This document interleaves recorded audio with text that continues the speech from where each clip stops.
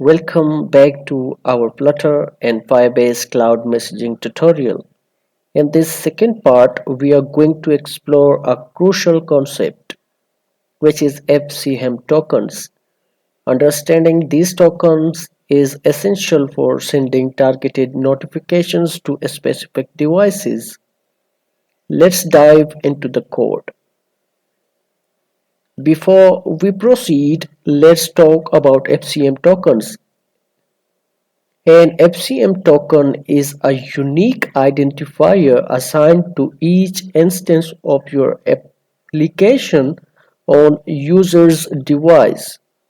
It serves as the address for sending push notifications. When a user installs your application, Firebase generates and provides a unique token for that device.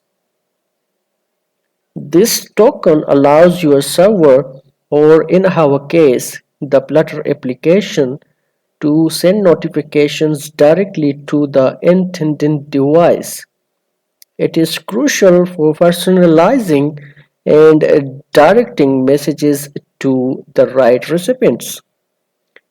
Now let's write the code that fetches the FCM token when our application starts.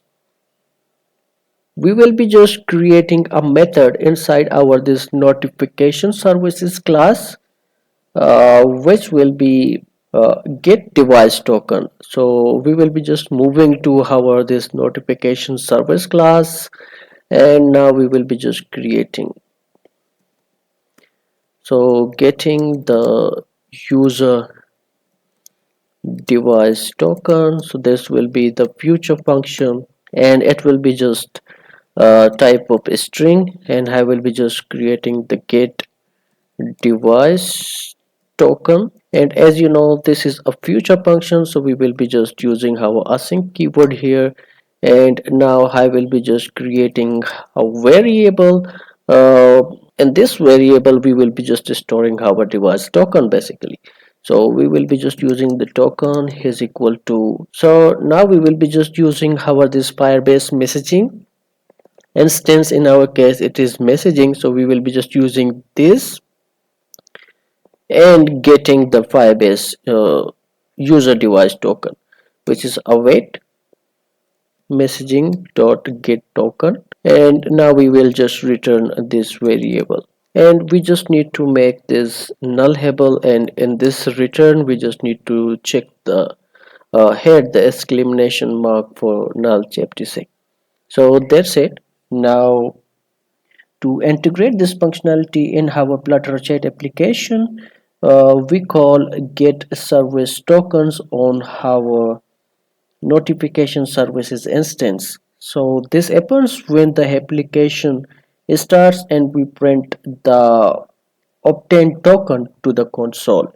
So we will be just going to our home page, and here we will be just using the notification services to call our this get token method. And as you know that this get token method is and future function, so we will be just using the then function. So when we just get the device token and we need to perform some kind of actions, in our case we will be just printing the token into our debug console. So we will be just printing that, which will be print uh, device token. Basically we will be just printing the value.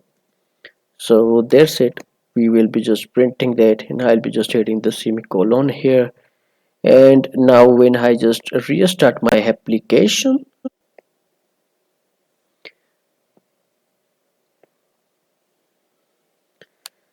fantastic. In this second part we have explored the significance of FCM token and implemented code to fetch the device's unique token when the application starts. Stay tuned for the next part where we will add more functionality to our Flutter chat application using Firebase Cloud Messaging. Until then, happy coding with Flutter.